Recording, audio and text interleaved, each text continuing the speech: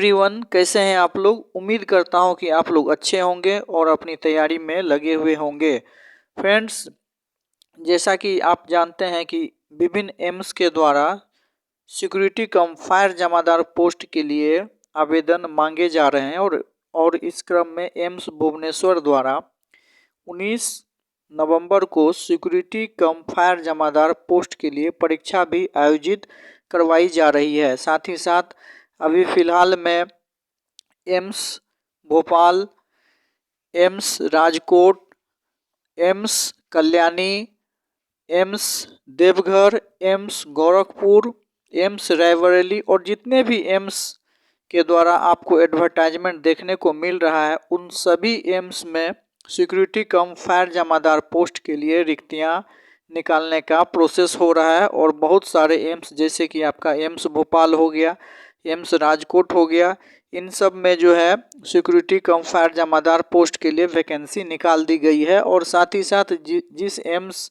के द्वारा इस पोस्ट को नहीं निकाला गया है, वो फ्यूचर में आने वाले आपको कुछ दिनों में इस पोस्ट के लिए एडवर्टाइजमेंट ज़रूर देखने को मिलेगा। और यूट्यूब पर सिक्योरिटी कम फायर जमादार पोस्ट के लिए कोई भी प्रश्न पत्र अवेलेबल नहीं हो पाने के कारण बहुत सारे ऐसे कैंडिडेट एवं फ्रेंड्स थे जिन्होंने इस बात का डिमांड्स किया था कि सिक्योरिटी कम फायर जमादार पोस्ट के लिए ओरिजिनल प्रश्न पत्र अवेलेबल करवाया जाए।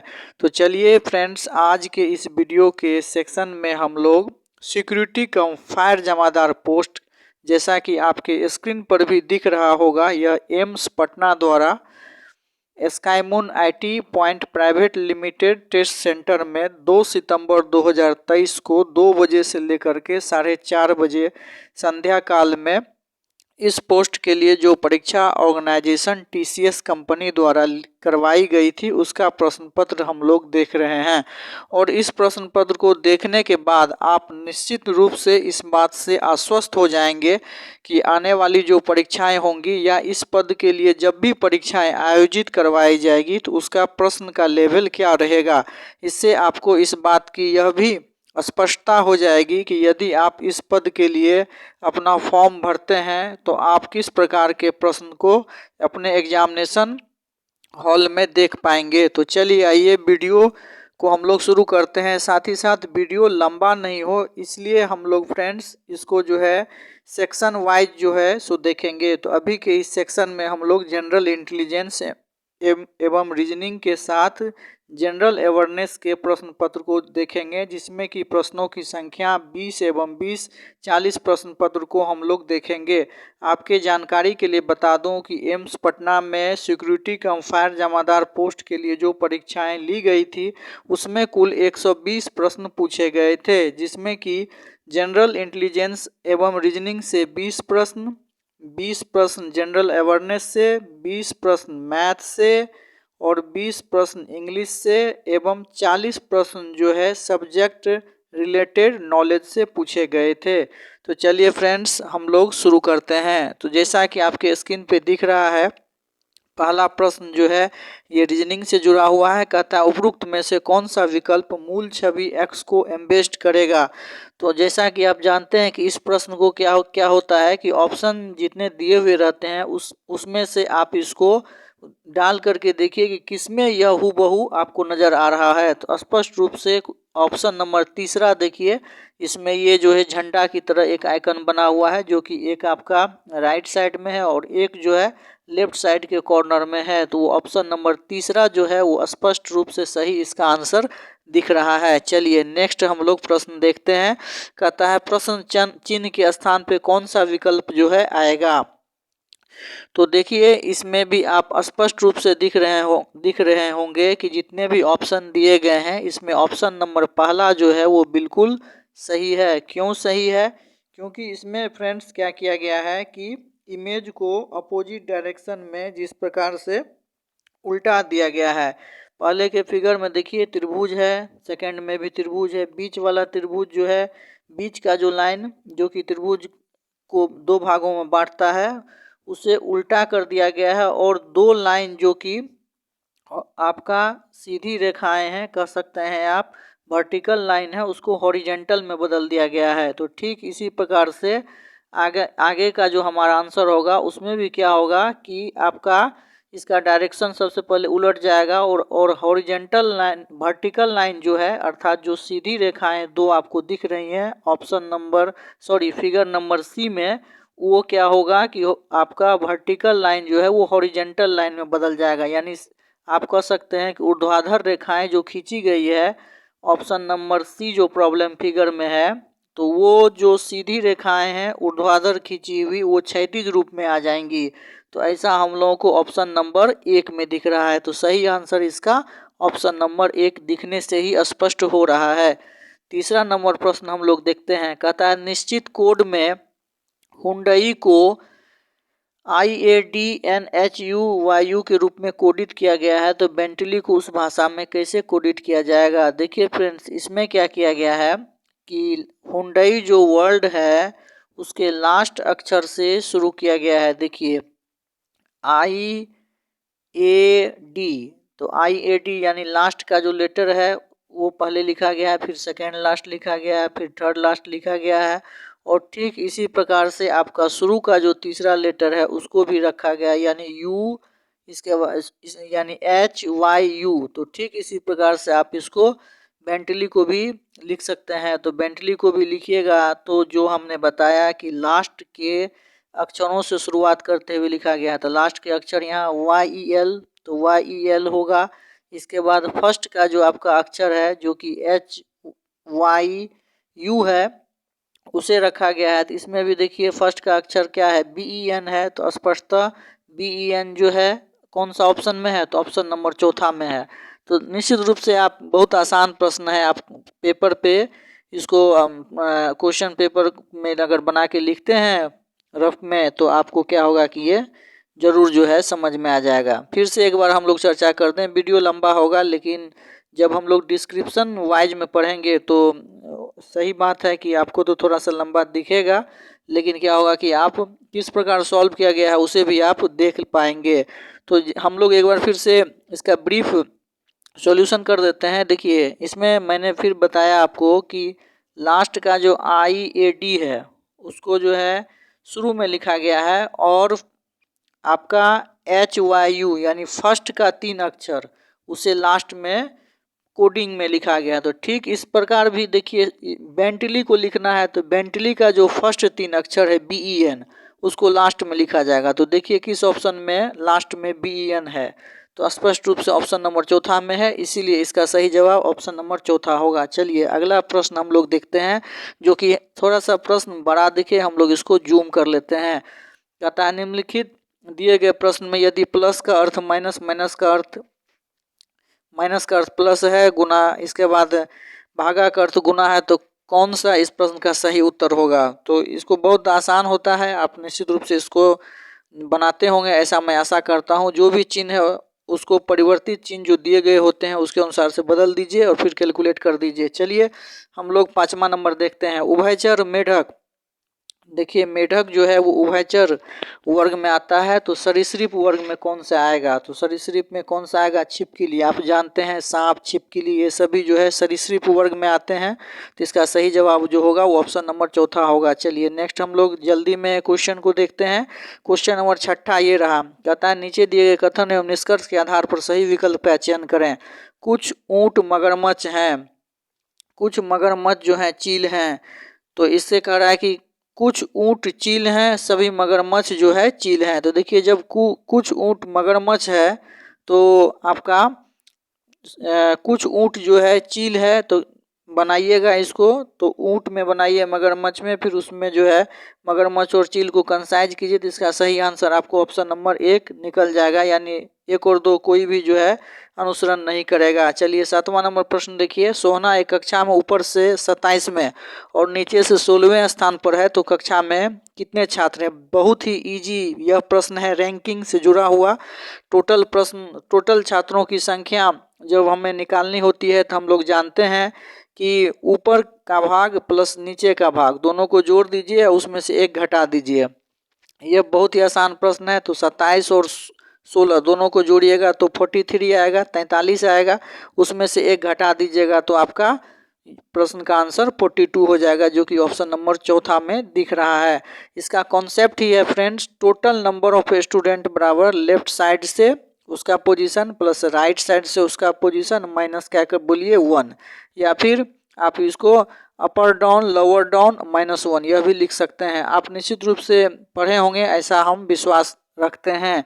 चलिए, बहुत आसान प्रश्न था। 8वां नंबर देखिए, निम्नलिखित विकल्पों में से बेमेल शब्द की पहचान करें। इसमें आपको क्या करना है कि जो बेमेल है उसे चुनना है। तो देखिए, कॉफ़ी, कोको, चाय, ये तीनों जो है सो पीने के रूप में उपयोग होता है। कॉफ़ी, कोको और चाय तीनों जो है सो पेय पदार्थ है, लेकिन नमक जो है पेय पदार्थ नहीं है। तो नमक को हम लोग बस समान रूप से खाने के लिए भोजन के रूप में करते हैं, भोजन में नमक का यूज होता है, लेकिन ऊपर का तीनों ऑप्शन जो है वो पेय पदार्थ है। तो इसीलिए इसका बेमेल जो है वो चौथा नंबर आंसर होगा। चलिए, 9वां नंबर प्रश्न को हम लोग देखते हैं। कहता है कौन सा विकल्प प्रश्न चिन्ह का स्थान लेगा। तो देखिए, स्क्वायर को जो काले रंग की अंदर में छवि आपको दिख रही है उसे पूरा करना है। तो इस कॉर्नर ढंग से कौन सा होगा। तो इसका सही जवाब 1 नंबर ऑप्शन होगा। क्यों 1 नंबर ऑप्शन होगा। तो देखिए, सबसे पहले है कि आपका लेफ्ट सिरे को भरना है, लेफ्ट सिरे के कॉर्नर को। तो देखिए, लेफ्ट सिरे का कॉर्नर में ऑप्शन 3 और 4, यानी तीसरा तो होगा नहीं। पहला दूसरा और चौथा हो सकता है। अब देखिए, सबसे पहले छांटिए कि जितने भी आप कॉर्नर को देखिए, ध्यान से कॉर्नर देखिए, बिंदु के बाद जो है ट्रायंगल बना हुआ है। तो देखिए, बिंदु के बाद जो है ट्रायंगल किस में है, पहला में तो होगा नहीं, बिंदु स्क्वायर बना दिया है कॉर्नर में। दूसरा नंबर तो होगा नहीं, क्या है कि बिंदु और ट्रायंगल जो है देखिए क्या है कि काफ़ी डिफरेंस है दोनों में बहुत अंतर पे जो है बिंदु और ट्रायंगल जो है कोने पे बनाया गया है। तीसरा नंबर तो होगा नहीं, तो इसका आंसर चौथा होगा। देख रहे हैं, बिल्कुल आसान प्रश्न था। चौथा नंबर आप इसको बैठाइए, निश्चित रूप से इसमें बैठ जाएगा। चलिए, 10वां नंबर को हम लोग देखते हैं। निम्नलिखित शब्दों शरीर के बनावट के आधार पर ऊपर से नीचे के क्रम में व्यवस्थित करें। हृदय, पेट, मस्तिष्क, किडनी। देखिए, शरीर के बनावट के अनुसार इस प्रश्न को सजाना है और इस बात का ध्यान रखना है कि ऊपर से नीचे तक जाएंगे। अर्थात आप यह कह सकते हैं कि ऊपर अर्थात मस्तिष्क से लेकर के आपको पैर तक जाना है। तो सबसे पहले क्या आएगा शरीर के बनावट में, तो आप जानते हैं मस्तिष्क आएगा। मस्तिष्क के बाद फिर क्या आएगा, तो हृदय आएगा, जिसे हम लोग चेस्ट के आसपास को देखेंगे। तो सबसे ऊपर तो मस्तिष्क है, मस्तिष्क के बाद क्या है, ललाट, फोरहेड है। फोरहेड के नीचे क्या है, तो आप देख रहे फोरहेड के नीचे क्या है बताइए। तो फोरहेड के नीचे आपका आँख है, आँख के नीचे क्या है, तो नोज है, नाक है, फिर माउथ है। तो इसी तरह से नीचे नीचे लेकर के यह प्रश्न जो है काफ़ी आसान था, सजाना था बस। तो इसका जो है सबसे पहले मस्तिष्क होगा, मस्तिष्क के बाद फिर क्या आएगा, हम लोग हृदय में जाएंगे। हृदय के बाद क्या होगा, पेट होगा, और पेट के बाद क्या होगा, किडनी होगा। देखिए, पेट और किडनी में बहुत सारे स्टूडेंट कंफ्यूज कर गए हैं और प्रश्न को गलत बना के आ गए हैं। लेकिन याद रखिएगा कि किडनी जो है वो पेट से जुड़ा हुआ, पेट के नीचे जो है अवस्थित होता है। तो मतलब पेट में ही जो है किडनी आ जाता है, किडनी में पेट आप नहीं डाल सकते हैं। पेट जो है एब्डोमेन भाग, उसी में सारा ये पार्ट्स आ जाता है, किडनी भी। तो इसीलिए इसका सही जवाब जो है मस्तिष्क, फिर हृदय, इसके बाद पेट और किडनी, यानी ऑप्शन नंबर दूसरा होगा। उम्मीद करते हैं कि आप लोग इस प्रश्न को समझ गए होंगे। चलिए, 11 नंबर प्रश्न देखिए, जोड़नी इसका देखिए, इसमें क्या करना है फ्रेंड्स कि लेटर को गिनिए। पहला जो आपका लिखा हुआ जर्नी, उसमें 3 अक्षर हैं। इसके बाद जो लिखा हुआ है उसमें भी आपका 3 अक्षर है। नहीं, उसमें पहला जो है उसमें देखिए 3 2 JOU 3 हो गया। इसके बाद RN 3 2 5 2 7। हाँ, पहला जो आपका है जर्नी उसमें 7 अक्षर हैं, 7 लेटर हैं। इसके बाद फिर सेकेंड का वाई को जो है हटा दिया गया है, तो 6 हैं, 6 लेटर हैं। और इसके बाद क्या है कि आपका 5 लेटर है। तो ऑब्वियसली जो है पहले 7 था लेटर, फिर 4, 7 से 6 किया, 6 से 5 किया, तो 5 से अगला क्या होगा, चौथा 4 अक्षर होगा, 4 लेटर होगा। तो 4 लेटर वाला तो सब है। अब इसमें देखिए क्या किया गया है, बहुत ही आसान इसमें लॉजिक है कि पहले जो लिखा हुआ है वर्ड आपका, उसके नेक्स्ट जो लिखना है उसमें क्या किया गया है कि फर्स्ट बार जो है ये वाई को एलिमिनेट किया है, यानी आप कह सकते हैं कि राइट साइड से। और सेकेंड बार क्या किया गया है, लेफ्ट साइड से हटा दिया गया है, जे को हटा दिया गया है ऑप्शन नंबर यानी तीसरा नंबर में देखिए सीरीज में। तो फिर जो अगला क्या होगा, वो लेफ्ट हटेगा तो ई वाला हट जाएगा, तो आंसर क्या होगा, OURN होगा। सिंपली वे में मैं फिर से एक बार व्याख्या कर दे रहा हूँ कि जर्नी जो लिखा गया है ना, इसमें आपका वाई जो है लेफ्ट साइड राइट साइड में उसको हटा गया, यानी पहले जो है राइट साइड हटा दिया है, फिर जो है दूसरा जो है उसमें जो है यानी पहली बार वाई को हटाया, फिर नेक्स्ट बार जो है आपका किसको हटा दिया गया है, तो देखिए फर्स्ट वाले को हटा दिया गया, यानी देखिए तीन बार लिखा हुआ है ये सीरीज, जर्नी जर्नी और न्यू। तो जर्नी जो आपका लिखा हुआ है उसमें पहले वाई को हटा दिया गया, यानी अंतिम वाला को हटा दिया है, फिर जो है अगला जो है तीसरा नंबर में उसमें जो है पहले वाले को हटा दिया गया है, तो फिर जो अगला जो लिखेंगे उसमें क्या होगा, अंतिम वाले को हटाएंगे, तो अंतिम वाले को हटाएंगे तो ये हट जाएगा। यानी कहने का सिंपल कॉन्सेप्ट ये हुआ कि इसमें जो भी लिखे गए हैं शब्द, उसमें प्रथम बार में क्या हो रहा है कि अंतिम अक्षर को हटाया जा रहा है और सेकेंड बार में पहले अक्षर को हटाया जा रहा है। तो अंतिम वाला हटाया, फिर पहला वाला हटाया, तो फिर क्या होगा, अंतिम वाला हटाएगा, तो इसका सही आंसर क्या होगा, ऑप्शन नंबर 1 होगा। एकदम आसान प्रश्न था। देखिए कड़ा शब्द क्रम के अनुसार सजाइए, एकदम अल्फ़ाबेट के अनुसार जो पहले आता है वो आप जानते ही होंगे बनाने के लिए। इसको ABCD अल्फ़ाबेट के अनुसार जो अंग्रेजी वर्णमाला में शब्द पहले आते हैं उसका उस अनुसार से इसे सजाना होता है। तो इसका सही जवाब जो है वो ऑप्शन नंबर 2 होगा। प्रश्नों के लेवल को देखकर आप निश्चित रूप से इस बात से रूबरू हो रहे होंगे कि आखिर इस पोस्ट के लिए भी जो एग्जामिनेशन लिया जाएगा उसमें किस तरह के प्रश्न आएंगे। चलिए 13 नंबर प्रश्न देखिए, ये भी एकदम सजाने वाला प्रश्न है। प्लस का अर्थ माइनस, माइनस का गुना का अर्थ माइनस है, इसको जो भी चिन्ह जो है जो जिसका वर्णन करता है उस अनुसार से उसको बदल दीजिए और उसको जो है आप कैलकुलेट कर लीजिए। चलिए 14वां नंबर प्रश्न देखिए, यह प्रश्न काफ़ी आसान है, हालांकि बहुत सारे ऐसे फ्रेंड हैं जो कि एग्जामिनेशन दिए थे एम्स पटना के लिए और इस प्रश्न को नहीं बना पाए, लेकिन देखिए आप इसे ज़रूर बनाइएगा। देखिए इसको क्या किया गया है ना कि सबको पहला से दो गुना कर दिया गया, यानी 2 के मल्टीपल में है। देखिए 6 दूना 12, 9 दूना 18, 15 दूना 30। तो अब अगला क्या आएगा, तो देखिए क्या किया गया है कि 6 दूना 12 तो कर दिया 2 गुना करके, और 12 से जो है ना 3 घटाया गया है और 3 घटा करके लिख दिया गया है। 12 में से 3 घटाइएगा तो 9 होगा, फिर 9 को 2 गुना कर दिया 18, अब 18 में से फिर 3 घटाया गया है तो 15, यानी दुगुना किया गया है सीरीज में पहले और ठीक उसका नेक्स्ट जो अगला है उसमें 3 घटाया गया है। तो यही कारण है कि 6 दूना 12 हुआ, 12 में से 3 घटाया 9 हुआ, फिर 9 को 2 गुना किया गया तो 9 दूना 18 हुआ, 18 में से 3 घटा दिया 15 हुआ, फिर 15 को 2 गुना किया तो 30 हो गया, 30 में से फिर 3 घटाएंगे तो 27 होगा। चलिए 27 इसका सही आंसर होगा। इसके बाद नेक्स्ट प्रश्न देखिए 15वां नंबर। देखिए यह प्रश्न जो है बहुत सारे स्टूडेंट कंफ्यूज कर दिया है, लेकिन आप कंफ्यूज नहीं हो, ये देखने 7 मिनट सेकंड में आप इसका आंसर दे सकते हैं। देखिए 433, 613 और 712, तो कह रहा अगला विकल्प इसके बाद क्या आएगा। देखिए इसको जोड़ दीजिए, 4 3 7 3 10 हो गया, 6 1 7 3 10 हो गया, 7 1 8 2 10 हो गया, अर्थात अंकों का योग जो है वो 10 के बराबर आ रहा है। तो ऑप्शन में सर्च कीजिए कि किस ऑप्शन में सभी जो है अंकों का योग 10 है। तो पहला नंबर देखिए 5 3 8 1 9 नहीं होगा, 3 1 4 4 8 नहीं होगा, 4 1 5 4 9 नहीं होगा, 4 5 9 1 10। तो ऑप्शन नंबर चौथा जो है 451, उन सभी अंकों को जोड़ दीजिएगा तो उसका वैल्यू 10 आएगा। तो इसका सही जवाब जो है ऑप्शन नंबर 10 ही होगा। उम्मीद करते हैं कि आपको यह प्रश्न बिल्कुल समझ में आ गया होगा।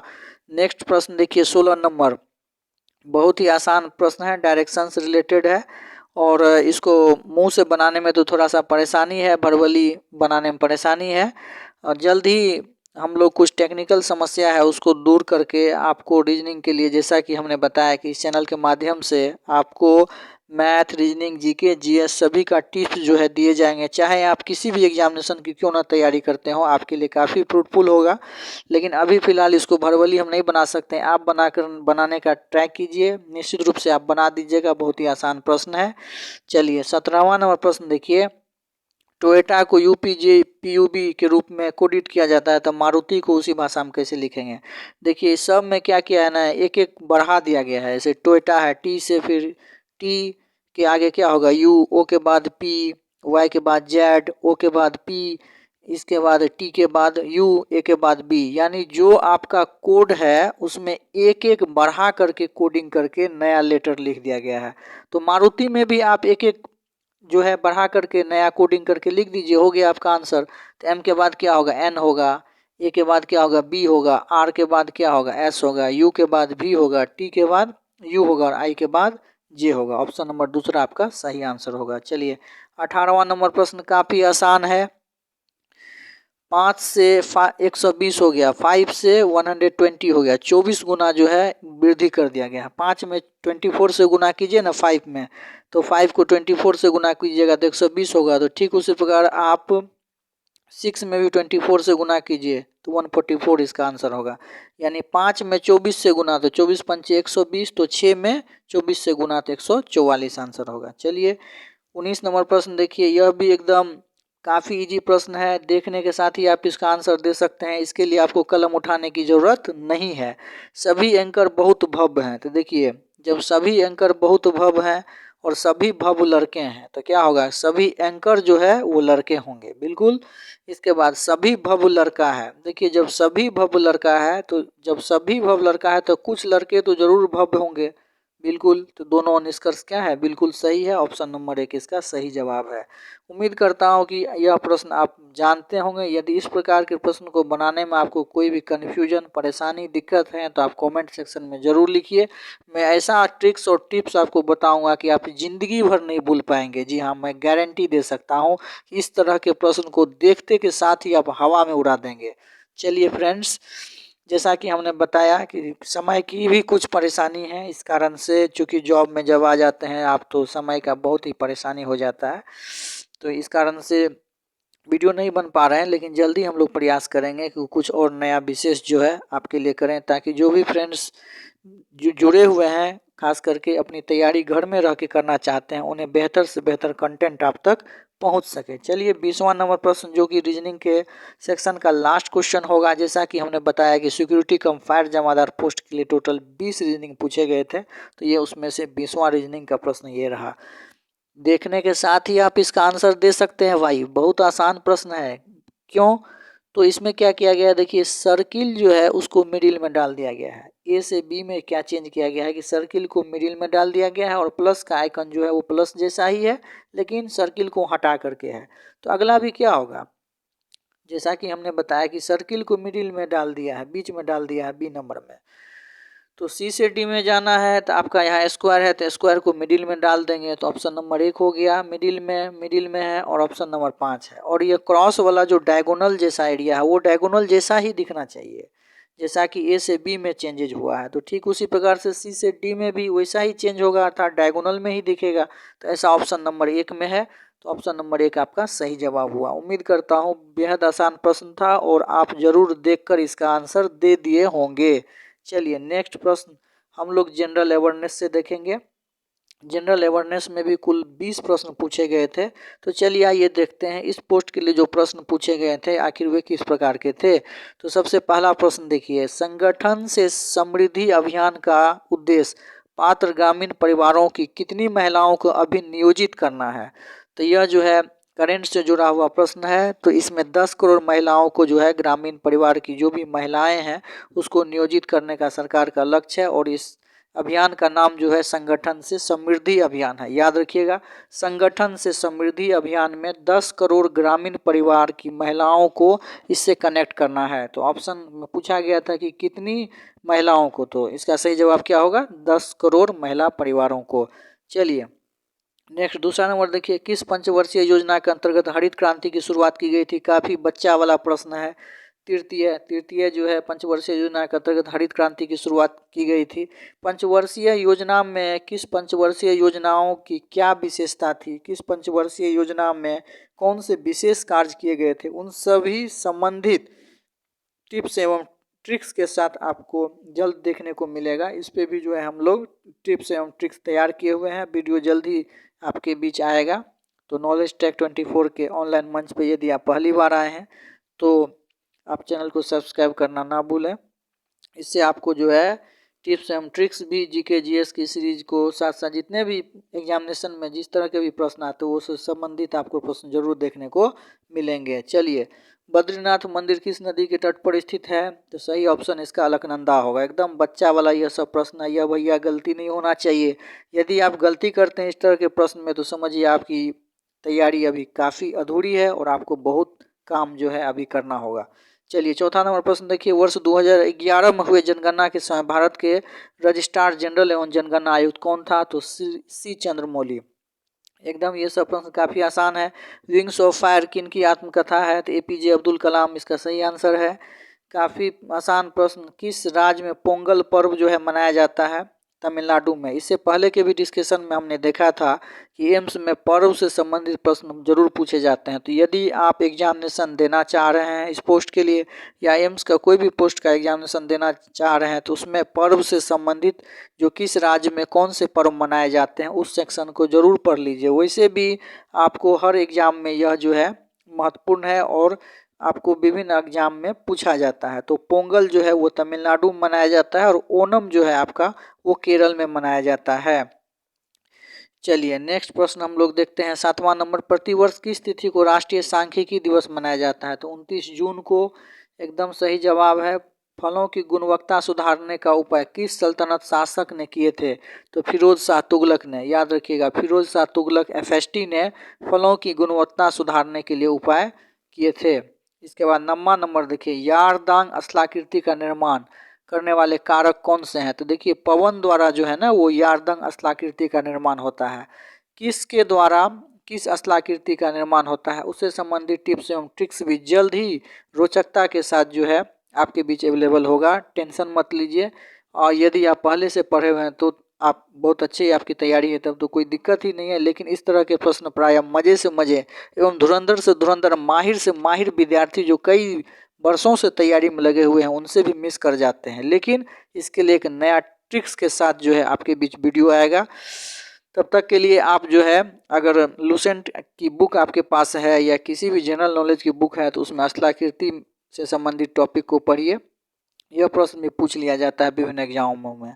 तो यारदांग स्थलाकृति जो है वो पवन बनाता है। चलिए, नेक्स्ट प्रश्न देखते हैं। कहता है, निम्नलिखित में से कौन सा दक्षिण भारतीय राजवंश अपनी सामर्थ्यवान एवं शक्ति नौसेना हेतु विख्यात था? तो चोल वंश। याद रखिएगा, चोल का जो है शक्तिशाली नौसेना था और यह प्रश्न विभिन्न परीक्षाओं में कई बार पूछे गए हैं। जो चोल वंश जो है किस लिए प्रसिद्ध था? तो चोल वंश जो है अपनी शक्तिशाली नौसेना व्यवस्था के लिए काफ़ी जो है प्रसिद्ध था। चलिए, 10वां के बाद 11वां नंबर प्रश्न, वर्ष 2011 की जनगणना के अनुसार भारत का सर्वाधिक लिंगानुपात वाला केंद्र शासित प्रदेश। केंद्र शासित पूछ रहा है लिंगानुपात वाला, तो पांडिचेरी होगा। वहीं राज्य पूछता तो केरल होगा। चलिए, 12वां नंबर प्रश्न देखिए, यह करेंट से जुड़ा हुआ प्रश्न है, वर्ष 2022 से रिलेटेड। वर्ष 2022 में प्रथम लेवेंडर महोत्सव किस केंद्र शासित प्रदेश में आयोजित किया गया था? तो लेवेंडर महोत्सव जो है वो जम्मू कश्मीर में आयोजित किया गया था। चलिए फ्रेंड्स, जम्मू कश्मीर इसका सही जवाब होगा। प्रथम लेवेंडर महोत्सव जम्मू कश्मीर में आयोजित किया गया था। 13वां नंबर देखिए, लघु एवं सीमांत कृषकों के लिए पेंशन के उद्देश्य से कौन सी योजना शुरू की गई है? तो पेंशन के उद्देश्य से जो है प्रधानमंत्री किसान मानधन योजना शुरू की गई थी है।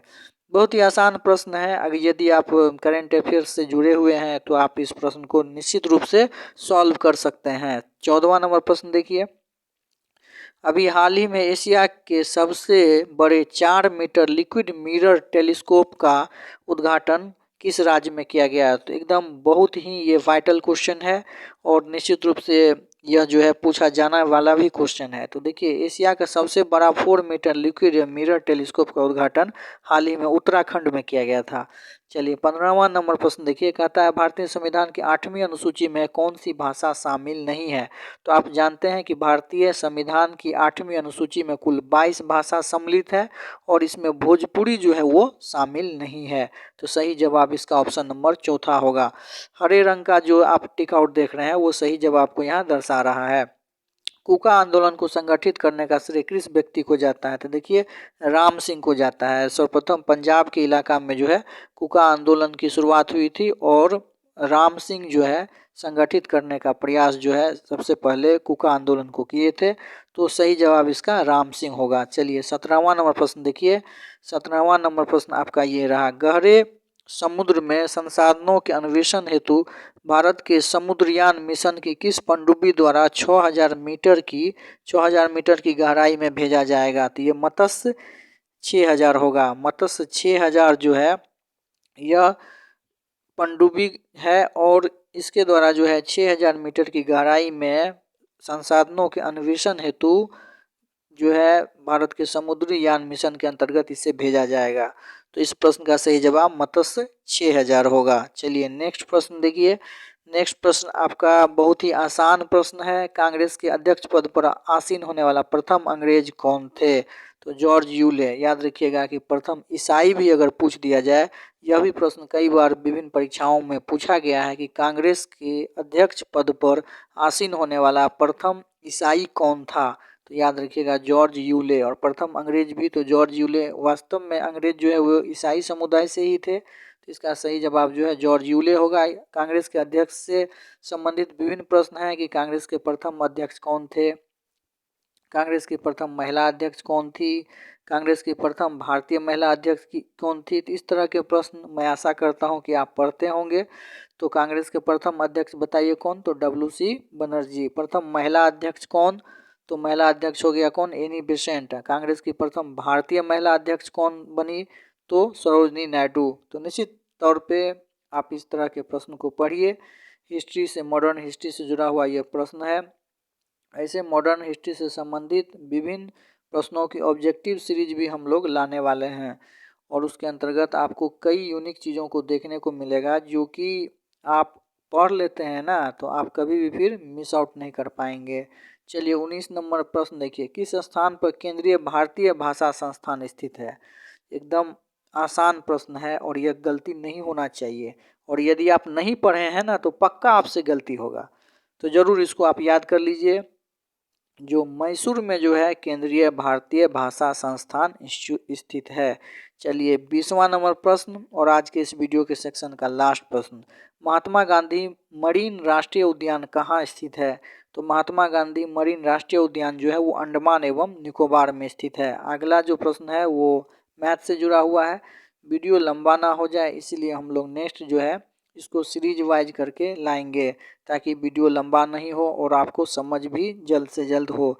तो फ्रेंड्स हम लोग अभी के सेशन में कुल 40 प्रश्न को देखे, जिसमें 20 प्रश्न हम लोग रीजनिंग से संबंधित देखे और 20 प्रश्न हम लोगों ने जनरल अवेयरनेस से देखा।